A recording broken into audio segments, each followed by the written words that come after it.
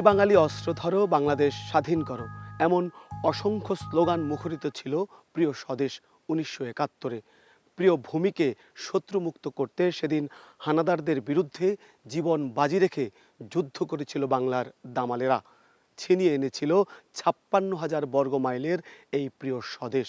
সেসব বীর যোদ্ধাদের প্রতি শ্রদ্ধা নিবেদন করে শুরু করছি এনটিভির আয়োজন মুক্তিযুদ্ধের বীর ও বীরত্ব গাথা।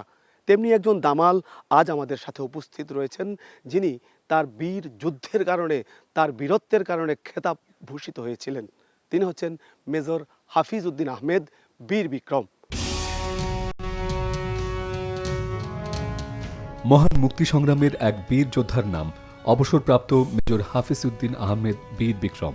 1944 সালের 29 অক্টোবর ভোলার লালমোহনে জন্ম নেন এই বীর। বরিশালে প্রাথমিক ও মাধ্যমিক শিক্ষা শেষে ঢাকা বিশ্ববিদ্যালয়ে রাষ্ট্রবিজ্ঞানে এমএ ডিগ্রি নিয়ে যোগ দেন পাকিস্তান মিলিটারি একাডেমিতে। 1968 সালে কমিশন লাভ করে প্রথম ইস্ট বেঙ্গল রেজিমেন্টে কাজ শুরু করেন তিনি। মেজর হাফিজ একজন দক্ষ ফুটবলার ছিলেন। তৎকালীন পাকিস্তান জাতীয় ফুটবল দলে নিয়মিত খেলেন তিনি। ফিফা তাকে বিংশ শতাব্দীতে বাংলাদেশের সেরা ফুটবলারের সম্মানে ভূষিত করে। 1971 সালের মার্চে মেজর হাফিজ উদ্দিন তার ইউনিটের সঙ্গে যশোরের প্রত্যন্ত এলাকা জগদীশপুরে শীতকালীন প্রশিক্ষণে ছিলেন। 25 মার্চের পর তাদের ডেকে পাঠানো হলে সেনানিবাসে ফিরে পাকিস্তান আর্মির বিরুদ্ধে বিদ্রোহ করেন তিনি। পরে যোগ দেন মুক্তিযুদ্ধে। মেজর হাফিজ জামালপুরের বক্সিগঞ্জের কামালপুরের ভয়াবহ যুদ্ধ, ধলই বিওপি, কানাইঘাট ও সিলেটের এমসি কলেজের যুদ্ধে জীবন বাজি রেখে বীরত্বের সাথে লড়াই করে পাক হানাদারদের পরাস্ত করেন। তার অসাধারণ বীরত্বের জন্য বাংলাদেশ সরকার তাঁকে বীর বিক্রম খেতাবে ভূষিত করে। সেনাবাহিনী থেকে অবসরের পর রাজনীতিতে যুক্ত হন মেজর হাফিজ উদ্দিন আহমেদ। ভোলা 3 আসন থেকে 5 বার সংসদ সদস্য নির্বাচিত হন তিনি। বাংলাদেশ জাতীয়তাবাদী দল বিএনপি গঠিত সরকারের বাণিজ্য ও পানি সম্পদ মন্ত্রণালয়ের মন্ত্রী হিসেবেও দায়িত্ব পালন করেন এই বীর বিক্রম। স্বাগত জানাচ্ছি মেজর হাফিজ উদ্দিন আহমেদ আপনাকে। ধন্যবাদ। মেজর হাফিজ, আপনি যখন মুক্তিযুদ্ধ শুরু করেন তার আগে আপনার জীবনটা কেমন ছিল? আপনি কিভাবে বেড়ে উঠেছিলেন? আপনার প্রথম জীবনের শৈশবটা যদি আমাদেরকে একটু বলতেন। আমার শৈশব কৈশোর কেটেছে বরিশাল শহরে। সেখান থেকে ম্যাট্রিক এবং ইন্টারমিডিয়েট পাশ করার পর 1961 সালে ঢাকা বিশ্ববিদ্যালয়ে ভর্তি হই রাষ্ট্রবিজ্ঞানে বিএ অনার্স ক্লাসে। প্রথম থেকেই আমার নেশা ছিল খেলা। স্কুল কলেজে তুখোড় খেলোয়াড় ছিলাম। ঢাকা বিশ্ববিদ্যালয়ে এসে বিশ্ববিদ্যালয় দল এবং ঢাকা প্রথম বিভাগ ফুটবল লিগে খেলা শুরু করি। আমি পাকিস্তান জাতীয় দলে প্রথম খেলি 1967 সালে, বার্মা যাই। 69 সালে ইরান এবং তুরস্কে যাই। সামরিক বাহিনীতে কমিশন লাভ করি 1968 সালে। আমার প্রথম পোস্টিং যশোর ক্যান্টনমেন্টে। 71-এর গোড়ার দিক পর্যন্ত খেলাধুলা নিয়ে ব্যস্ত ছিলাম। খেলার থেকে আপনি পরে কিভাবে যুদ্ধে আসলেন, সেই স্মৃতিগুলো যদি আমাদেরকে একটু বলেন। 1971 সালের জানুয়ারি ফেব্রুয়ারি এই 2 মাস আমি ছিলাম তৎকালীন পশ্চিম পাকিস্তানের মুলতান শহরে। সেখানে পাকিস্তান জাতীয় ফুটবল প্রতিযোগিতা অনুষ্ঠিত ছিল এবং আমি পাকিস্তান সেনাবাহিনী দলের হয়ে সেখানে খেলছিলাম। এবং 15ই মার্চ তারিখে আমাদের খেলা আর্মি টিমের প্রতিযোগিতা শেষ হয়ে যায়। আমাদেরকে বলা হলো নিজের নিজের ইউনিটে যোগদান করার জন্যে। আমার পোস্টিং ছিল যশোর ক্যান্টনমেন্টে। এই যে 2রা মার্চ তারিখে ছাত্ররা স্বাধীন বাংলাদেশের পতাকা উত্তোলন করে ঢাকা বিশ্ববিদ্যালয়ের বটতলায়, কিছুই জানতাম না। 7ই মার্চ তারিখে বঙ্গবন্ধু শেখ মুজিবুর রহমান তৎকালীন রেসকোর্স ময়দানে বিরাট একটা ভাষণ দেন, ঐতিহাসিক ভাষণ দেন। সেখানে তিনি জনগণকে প্রস্তুত থাকতে বলেছিলেন। তখন যে অসহযোগ আন্দোলন চলছিল বঙ্গবন্ধুর ডাকে, এবং বিভিন্ন জায়গায় বিহারি বাঙালি দাঙ্গা হচ্ছিল, তো এসব কিছুই জানি না। আমি ঢাকায় এসে প্রথমবারের মতো 2.5 মাস দেশের বাইরে, ঢাকার পূর্ব পাকিস্তানের বাইরে। তখন এয়ারপোর্টের যে পরিস্থিতিটা অত্যন্ত উত্তেজনকার মনে হলো। দেশে ঢুকে এটা আপনার ঢুকে আমার মনে হলো। 7ই মার্চ তারিখে আমি যশোরে এলাম। এসে দেখি তখন আমাদের একটা ব্যাটালিয়ন, সেখানে 700 সৈনিক থাকে। তো আমাদের 350 তখন ছুটিতে ছিল। আর এই 350 যারা যশোর ক্যান্টনমেন্টে ছিল তাদেরও প্রায় 300 ছিল সীমান্ত এলাকাতে, তারা শীতকালীন ট্রেনিং এক্সারসাইজ করে, মহড়া দিচ্ছিল। এরকম আমি আসার পরে আমাকেও 17 তারিখে পাঠিয়ে দেওয়া হলো সীমান্ত এলাকায়, কুষ্টিয়া এবং যশোরের মহেশপুর, জীবননগর এইসব এলাকাতে আমি ট্রেনিং এক্সারসাইজে ছিলাম। ইতিমধ্যে 25 তারিখে একটা গণহত্যা হলো পাক আর্মির। গণহত্যা সম্পর্কেও কিছু জানতে পারিনি। 26শে মার্চের প্রথম প্রহরে কালুরঘাট বেতার কেন্দ্র থেকে মেজর জিয়াউর রহমান 8ম ইস্ট বেঙ্গল রেজিমেন্টের উপ অধিনায়ক, তিনি বাংলাদেশের স্বাধীনতা ঘোষণা করেন এবং বেতার কেন্দ্র থেকে একটি আহ্বান জানান সারা বিশ্ববাসীর উদ্দেশ্যে নূতন বাংলাদেশ সরকারকে রেকগনাইজ করার জন্যে। 29 তারিখে আমাদেরকে যশোর ক্যান্টনমেন্ট থেকে ব্রিগেড কমান্ডার ওয়্যারলেসের মাধ্যমে মেসেজ দিলেন যে ফিরে আসার জন্যে। তো সারাদিন হেঁটে গভীর রাত্রে 29শে মার্চ তারিখে যশোর ক্যান্টনমেন্টে এলাম। পরদিন সকালে এই 29 তারিখে আগ পর্যন্ত তখন ইস্ট বেঙ্গল রেজিমেন্টের 5টি ব্যাটালিয়ন ছিল বাংলাদেশে। 4টি ব্যাটালিয়ন ইতিমধ্যে 27, 28, 29 তারিখে বিদ্রোহ করেছে বিভিন্ন জায়গায়। বিদ্রোহ করে পাক বাহিনীর বিরুদ্ধে বিদ্রোহ করে তারা মুক্তিযুদ্ধের শুরু করে। আমরা যশোর ক্যান্টনমেন্টে এসবে কিছুই জানতাম না। গভীর রাতে আসার পর পরদিন সকালে 8টার সময়, 7:30টার সময় ব্রিগেড কমান্ডার ব্রিগেডিয়ার দুররানি তিনি আমাদের অফিসে এলেন প্রথম ইস্ট বেঙ্গলের, এসে নির্দেশ দিলেন যে এই ব্যাটালিয়নকে নিরস্ত্র করা হলো। আমাদের কমান্ডিং অফিসার ছিলেন বাঙালি লেফটেন্যান্ট কর্নেল রেজাউল জলিল, তাকে বলে দিলেন যে তোমার ব্যাটালিয়ন এখন থেকে নিরস্ত্র, অস্ত্র বহন করবে না এবং আমরা অস্ত্রগুলো বেলুচ রেজিমেন্টে সরিয়ে দেব, এই ধরনের কথা তিনি বলে তিনি চলে গেলেন। যেই মুহূর্তে নিরস্ত্র করা হয়েছে সাথে সাথে আমাদের সৈনিকেরা অস্ত্রাগার ভেঙে অস্ত্র হাতে নিয়ে আমাদের সৈনিকেরাই প্রথম, পাশে একটা পাঞ্জাবি ইঞ্জিনিয়ার কোম্পানি ছিল, তাদের উপর গুলিবর্ষণ শুরু করে, প্রকাশ্য বিদ্রোহ। তো আমি নিরস্ত্র করার খবর পেয়েই আমি অফিস এলাকায় পা দেওয়ার সাথে সাথে ধুমধাম গোলাগুলি শুরু হয়ে গেল। আপনি ঢুকেই দেখলাম যে চারিদিকে বুলেটস ফ্লাইং অ্যারাউন্ড। তো এই ন্যাচারালি আমি প্রথম আমাদের রিয়াকশন হলো কমান্ডিং অফিসার বাঙালি, তার কাছে গেলাম যে sir what should we do, কী করবো আমরা। উনি একটু নার্ভাস হয়ে গেলেন, তিনি তার 2 চোখ বেয়ে অশ্রু পড়ছে এবং আমাদেরকে কোনো নির্দেশ তিনি দিলেন না। আমি একটু বাইরে এসে দেখার চেষ্টা করলাম যে কোন দিক থেকে আক্রমণ হচ্ছে। সেই সময় যারা সৈনিকেরা, জুনিয়র কমিশনার অফিসার সবাই আমাকে ঘিরে ধরে, বললো স্যার আমরা বিদ্রোহ করেছি, আপনি আমাদের নেতৃত্ব দেন। আমি বললাম যে আমার কমান্ডিং অফিসার বাঙালি, তার কাছে যান। বললো যে তাকে বলেছিলাম ওনার বয়স হয়ে গেছে, ওনার পক্ষে বিদ্রোহ করা সম্ভব নয়। পরে আমি ওখানে 2-3 মিনিট চিন্তা করলাম। ইতিমধ্যে আমাদের 6 জন পাঞ্জাবি অফিসার কমান্ডিং অফিসারের সাথে তার অফিস রুমে বসা আছে। আমি কি গিয়ে অফিসারদের সাথে অফিস কক্ষে বসে থাকবো নাকি এই বিদ্রোহে যোগ দেব? আমি 2-3 মিনিট চিন্তা করে আমি ভাবলাম যে বিদ্রোহ করাই ভালো, সৈনিকদের সাথে থাকবো, তাদের নেতৃত্ব দেব। আমিও বিক্ষুব্ধ ছিলাম, আমার পিতা তখন জাতীয় সংসদ সদস্য ছিলেন পাকিস্তানের। তো আমি বিদ্রোহে যোগ দিলাম। ক্যান্টনমেন্টের ভিতরে 8 ঘন্টা ব্যাপী যুদ্ধ হয়। শত্রুর ক্ষয়ক্ষতি অনেক বেশি হয় আমাদেরও জনাভিষেকের মতো আহত হয় এবং আমার সাথে যোগ দিয়েছিল সেকেন্ড লেফটেন্যান্ট আনোয়ার, তিনি ওই যুদ্ধে শহীদ হন।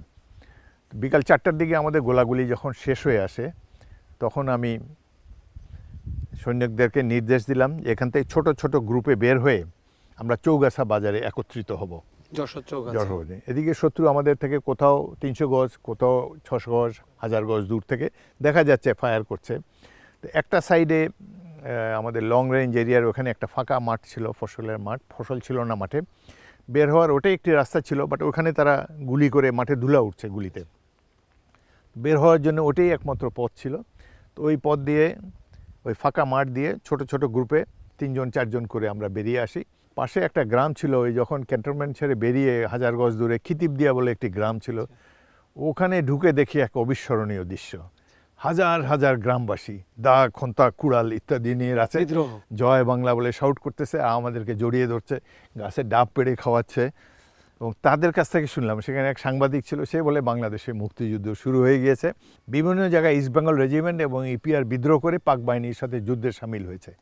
এটা আমার জন্য অত্যন্ত আনন্দের একটি খবর ছিল। আমি খুব রিলিভড ফিল করলাম, উৎফুল্ল ফিল করলাম। এতদিন ধারণা ছিল আমি একা বিদ্রোহ করে কি করব ভবিষ্যতে, এই যে পুরো জনতা। ওই মুহূর্তে ওই গ্রামে বসেই আমি দিব্য চোখে দেখতে পেলাম যে বাংলাদেশ একটি স্বাধীন রাষ্ট্র হবে, এবং তখন আমার মনে হলো যে সঠিক সিদ্ধান্তই নিয়েছি। সেখান থেকে আমার সৈনিকেরা একত্রিত হলো। তো পরে পরদিন সকালে আমরা গণনা করে দেখলাম যে 200 জন সৈনিক আমার সাথে এসেছে, 9 জন জুনিয়র কমিশন অফিসার ছিলাম, আর অফিসার আমি একাই ছিলাম। তো তখন প্রথমে চৌগাছা এলাকাতে আমি রক্ষণব্যূহ স্থাপন করি ক্যান্টনমেন্টের দিকে মুখ করে। সামনে দুটা গুরুত্বপূর্ণ ব্রিজ ছিল, সেগুলো উড়িয়ে দেই এক্সপ্লোসিভ সংগ্রহ করে। তো তারপরে ভারতীয় পক্ষ থেকে আমার সাথে বিএসএস এর লেফটেন্যান্ট কর্নেল মেঘ সিং আমার সাথে যোগাযোগ করেন 3-4 দিন পরেই, এপ্রিলের প্রথম দিকেই, 7-8 তারিখের দিকে। তিনি আমাকে বললেন যে যশোর বেনাপোল যে গ্র্যান্ড ট্র্যাঙ্ক রোড হাইওয়ে, বেনাপোলে ইন্টারন্যাশনাল চেকপোস্ট আছে, তো সেই জায়গায় এখন অরক্ষিত আছে। তো সেই মেইন অ্যাক্সিসে আমি যে যদি রক্ষণব্যূহ অবস্থান নেই, তাহলে আমাদের মুক্তিযুদ্ধ আরও জোরদার হবে। তার কথা শুনে আমার মনে হলো, তো আমি আমার সেনা দলকে নিয়ে বেনাপোলে এলাম 12-13 তারিখের দিকে, এপ্রিল মাসের। সেখানে আমার 200 প্লাস ইপিআরের আরও 200 সৈনিক আমার সাথে যোগ দিল। সেখানে কাগজ পুকুর বলে একটি জায়গাতে আমি ডিফেন্স নেই, এবং 7-8 দিন পর পাকিস্তানিরা আমার উপরে আক্রমণ চালায় কামানে গোলাসহ। তো আমাদের শুধু রাইফেল আর লাইট মেশিন গান, আমাদের মর্টারও ছিল না ইনফ্যান্ট্রি ব্যাটালিয়নে যেগুলো থাকে, কামানে গোলা ছিল না, আমাদের মধ্যে পারস্পরিক যোগাযোগের জন্য কোনো ওয়েল এস্টেট ছিল না। আমাদের সম্বল হলো মুক্তিযোদ্ধার মনোবল। 17ই এপ্রিল তারিখে বাংলাদেশ সরকার গঠিত হয়, এবং মেহেরপুরের বৈদ্যনাথ তালেনা একটি জায়গায়, সেখানে বাংলাদেশ সরকারের প্রথম যে মন্ত্রিসভা তারা শপথ গ্রহণ করে। আমি সেখানে উপস্থিত ছিলাম। তারপর বিকেলের দিকে আবার ফিরে আসি। তো সেখানে প্রায় 1 মাসেরও বেশি সময় আমি বেনাপোলে ছিলাম, এবং মের মাসের মাঝামাঝি পর্যন্ত বেনাপোল এলাকাতে আমি বাংকার তৈরি করে শক্তভাবে ডিফেন্স নিলাম, বেনাপোল চেকপোস্ট থেকে মাইল 2-1 পূর্ব দিকে যশোরের দিকে। এখানে প্রত্যেক দিনই পাকিস্তানিরা আক্রমণ করতো, কামানে গোলা ফেলতো, কিন্তু আমরা গ্র্যান্ড ট্র্যাঙ্ক রোড উঁচু রাস্তা, সেখানে আমরা বাংকার স্থাপন করে শক্তভাবে সেই ঘাঁটিতে পাকিস্তানিদের প্রতিরোধ করেছি। এই পুরা 1.5 মাস বেনাপোলকে আমাদের কবজায় রাখতে সক্ষম হয়েছি। তখন অন্যান্য চেকপোস্ট ফল করেছে, বাট বেনাপোল আমি যেভাবেই হোক ধরে রেখেছি। আমাদেরও বেশ কয়েকজন হতাহত হয়েছে, 25-30 জনের মতো হতাহত হয়েছে। শত্রুর হতাহতের সংখ্যা অনেক বেশি ছিল। সেই সময় আমি ভারতীয় বাহিনীর কাছ থেকে কর্নেল মেঘ সিংয়ের ওখান থেকে একটা মোটর পাই, মোটরে 6টা মোটর থাকে, মোটর প্লাটুন। তার ফলে আমারও শক্তি বৃদ্ধি হয়। তো শেষ দিকে এখানে থাকতে থাকতে জেনারেল ওসমানী, প্রধান সেনাপতি তখন কর্নেল ওসমানী, তিনি এসে আমাকে বললেন যে আমাদের অনেক হতাহত হয়েছে, 200 সৈনিক, এটাকে একটা পূর্ণ শক্তির ব্যাটালিয়নে রূপান্তরিত করার জন্যে আমাকে বললেন যে আরও 600 সৈনিক রিক্রুট করার জন্যে।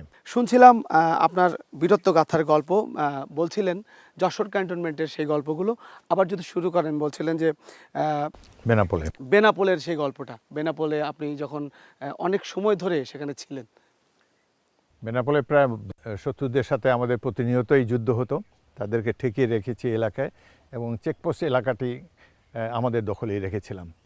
এই সময় একদিন আমাদের প্রধান সেনাপতি কর্নেল ওসমানী, তিনি আমাকে বললেন প্রথম ইস্টবেঙ্গলকে পূর্ণাঙ্গ ব্যাটালিয়নে রূপান্তরিত করার জন্য আমাকে 600 তরুণকে ভর্তি করতে হবে আমার ব্যাটালিয়নে, আমার 200 প্লাস আরও নতুন 600।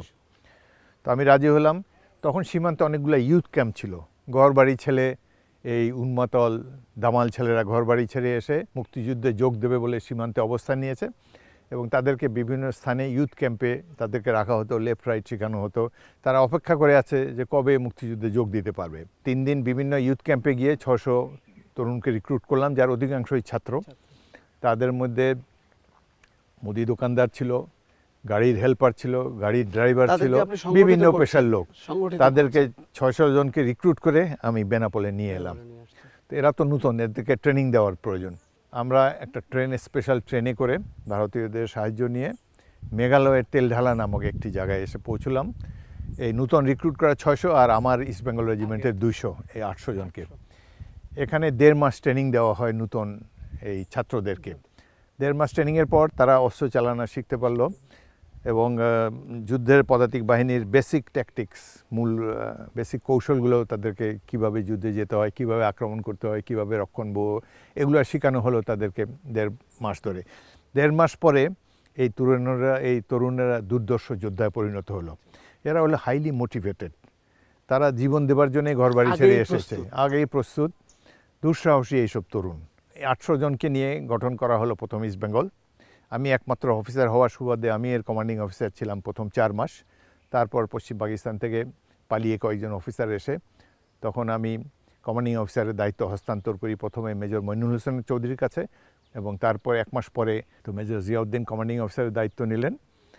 এ সময় ওই জুন মাসেই তেলডালা এলাকাতে গঠিত হয় বাংলাদেশ সেনাবাহিনীর প্রথম পদাতিক ব্রিগেড, যার নাম জেড ফোর্স। জেড ফোর্সের অধিনায়ক ছিলেন মেজর জিয়াউর রহমান, তার নামের আদ্যক্ষরই এই জেড। প্রথম ইস্ট বেঙ্গল, তৃতীয় ইস্ট বেঙ্গল এবং অষ্টম ইস্ট বেঙ্গলকে নিয়ে গঠিত হয় জেড ফোর্স, এবং এই জেড ফোর্স মুক্তিযুদ্ধে বিভিন্ন রণাঙ্গনে ইতিহাস সৃষ্টি করেছে। তো আমি এই নূতন সৈনিকদেরকে নিয়ে প্রথমেই একটা আক্রমণে গেলাম, কামালপুর আক্রমণ। 31শে জুলাই তারিখে জামালপুরের একটি সীমান্ত ঘাঁটি, সেখানে পাকিস্তানিরা কংক্রিটের বাংকার নিয়ে অবস্থান করে আছে, এবং সেখানে আমরা তাদের চাইতে কম সৈন্য সংখ্যা নিয়ে একটা আক্রমণ করতে গেলে রক্ষণভাগে যারা থাকে তাদের 3 গুণ সৈন্য নিয়ে আক্রমণ করতে হয়। তো আমি প্রায় সমান সংখ্যক সৈনিক নিয়ে আক্রমণ করেছি। Captain Salauddin delta company commander, আমি ব্রাভো কোম্পানি কমান্ডার। তো আমরা আক্রমণ করার পরে অবিশ্রান্ত গুলি বা কামানের গোলা যখন আমাদের উপর পড়ে, শিক্ষিত সৈনিকরা, প্রশিক্ষিত সৈনিকরা অনেক সময় ভেগে যায়, কিন্তু এই যে আমাদের সদ্য ট্রেনিং প্রাপ্ত সৈনিক দুঃসাহসী, তারা এই মেশিন গানে গুলি বৃষ্টি অপেক্ষা করে মাইল ফিল পেরিয়ে গিয়ে আমরা শত্রুর সাথে যুদ্ধে লিপ্ত হই। মোটর যখন চলে তখন এটা একটা ভয়ঙ্কর পরিস্থিতি তৈরি হয়, শব্দ এটাতেও তাদের ভয় নেই। এখানে কামানে গোলা পড়ে ওই জায়গাটা এরকম বড় একটা পুকুর হয়ে যায় গর্তে। গাছের নিচে আমরা আছি গ্র্যান্ড ট্রাঙ্ক রোডে, বড় বড় মোটা মোটা গাছ, 100 বছরের পুরানো গাছ। উপরে অর্ধেক ওই এয়ারবাস ছেলে, গাছের অর্ধেক হঠাৎ দেখি নাই, উপরের অর্ধেক সব নিশ্চিহ্ন হয়ে যায়। তো এইভাবে এই ভয়ানক এই যুদ্ধে এই সদ্য প্রশিক্ষিত সৈনিকেরা যে কীভাবে আমরা এই বাংকারের কাছে গেলাম, এটা আমার কাছে এখনও অনেক আশ্চর্য লাগে।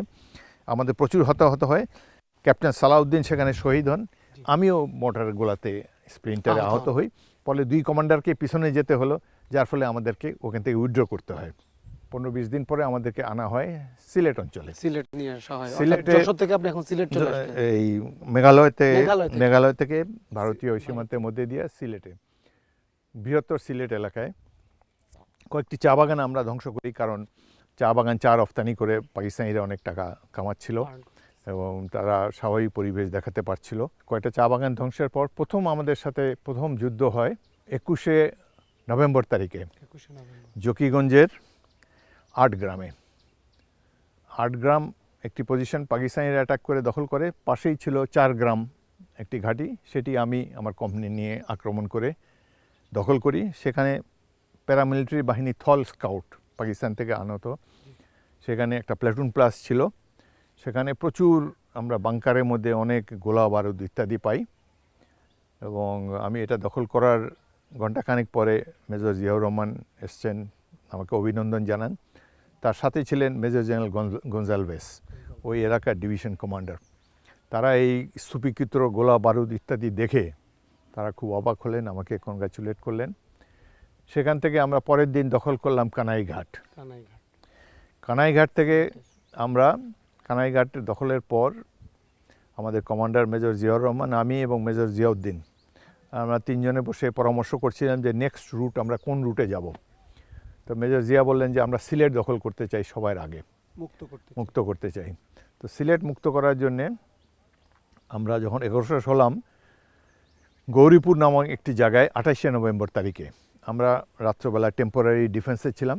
সেখানে আমাদের উপর আক্রমণ করে 31 পাঞ্জাব রেজিমেন্ট, পাকিস্তানিদের একটি ব্যাটালিয়নে 2টি কোম্পানি আক্রমণ করে।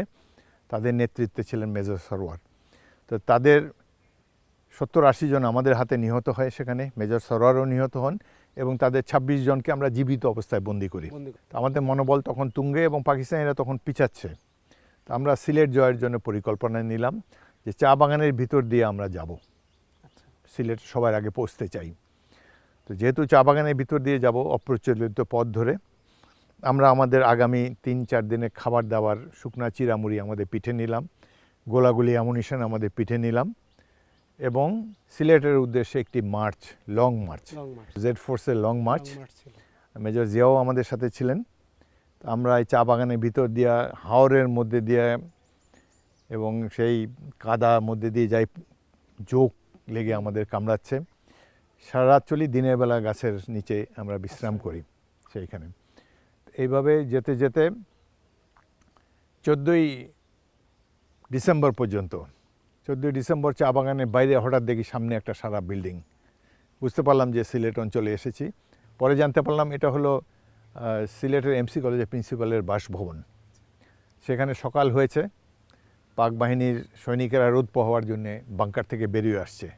আমাদের দিকে তাকিয়ে 200-300 গজ দূরেই আমরা চিৎকার করে জিজ্ঞেস করছে, তোমরা কারা?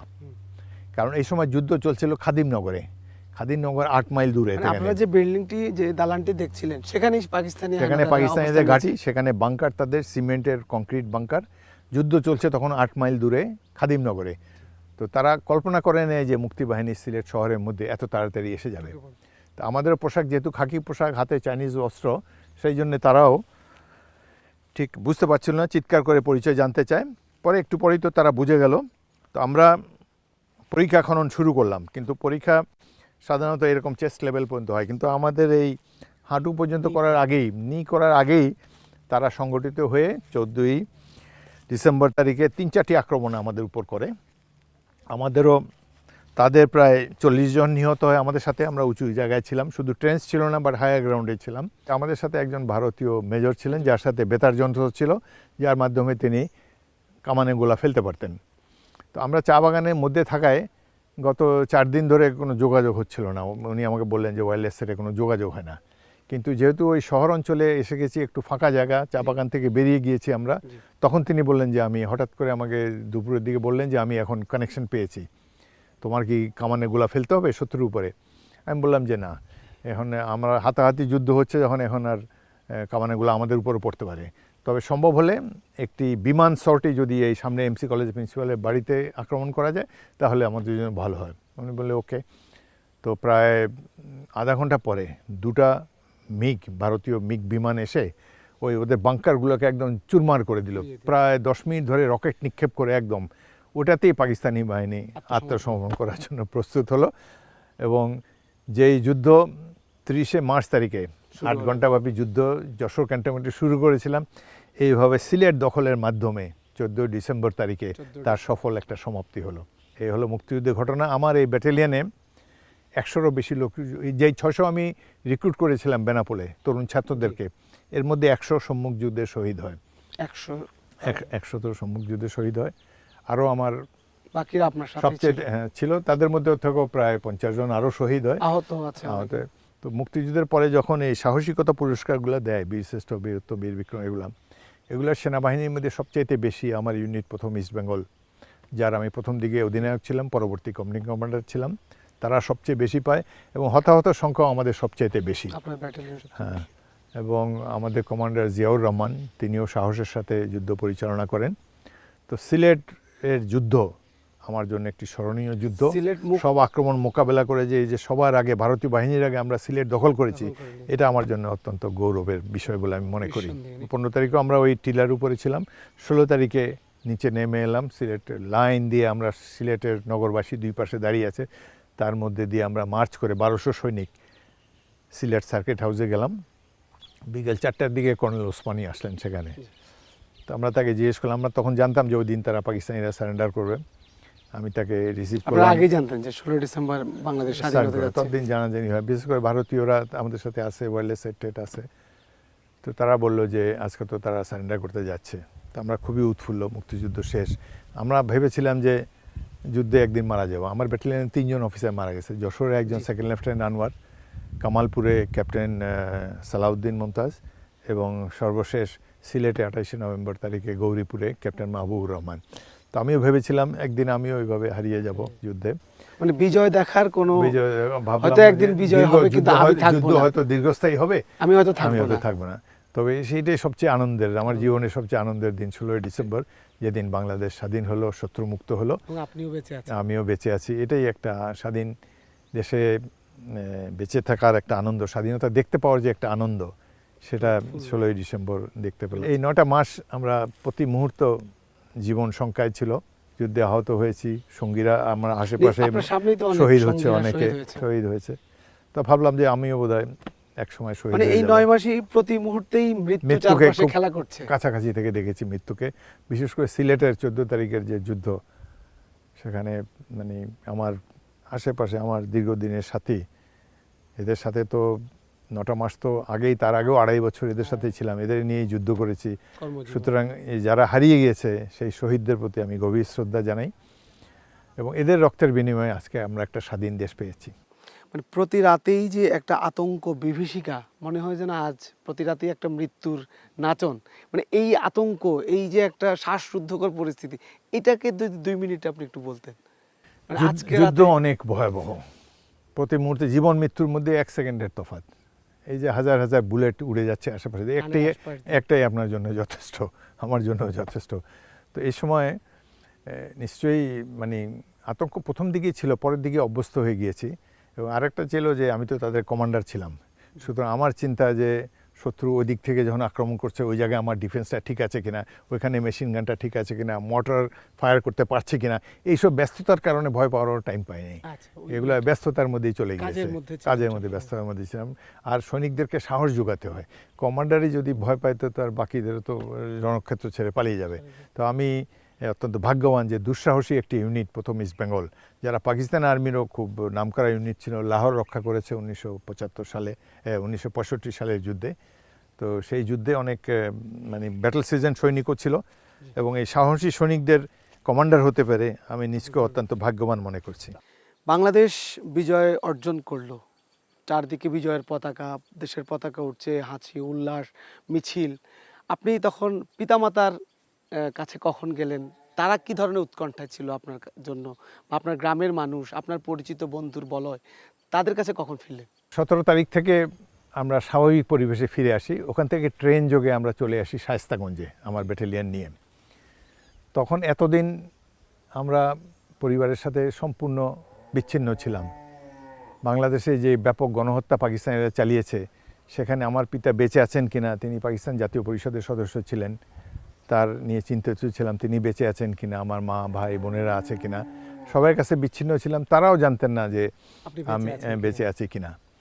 এর মধ্যে এক মজার ঘটনা হলো, আমার একজন ব্যাচমেট ছিল পাকিস্তান মিলিটারি একাডেমিতে, 25 বালুচের ক্যাপ্টেন আফতাব। সে আমার গ্রামের বাড়িতে গিয়েছে, ভোলার লালমোহনে। সেখানে যাওয়ার পর গ্রামের লোক তো শত শত লোক লাফিয়ে, কেউ পুকুরে পড়ে, খালে পড়ে, খাল বিল দিয়ে পালিয়ে যাচ্ছে পাগমে। তো সেখানে গিয়ে আমার বাড়িতে গিয়েছে, সেখানে আমার চাচা আজিজুর রহমান পণ্ডিত সাহেব তিনি বাড়িতে ছিলেন, বয়স্ক মানুষ, প্রায় 70-এর উপরে বয়স, তিনি বাড়িতে ছিলেন।